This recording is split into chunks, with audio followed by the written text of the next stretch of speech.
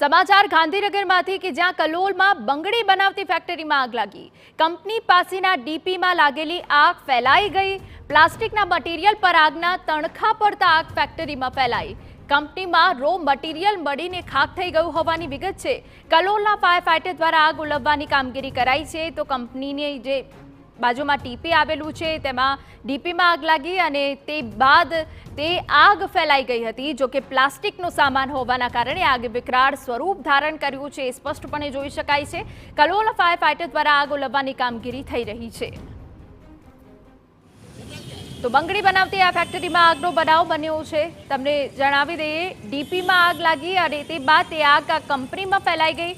જો કે આ કંપનીમાં કેમિકલનો સંગ્રહ હોય છે, સાથે પ્લાસ્ટિક હોય છે, તેના કારણે આગે વિકરાળ સ્વરૂપ ધારણ કરી લીધું હતું અને જે સામાન છે તે બળીને ખાખ થઈ ગયો હોવાની વિગત છે। જો કે કલોલ ફાયર ફાઇટર હાલ ઘટના સ્થળ પર પહોંચ્યું છે અને આગ ઓલવવાની કામગીરી હાથ ધરવામાં આવી છે।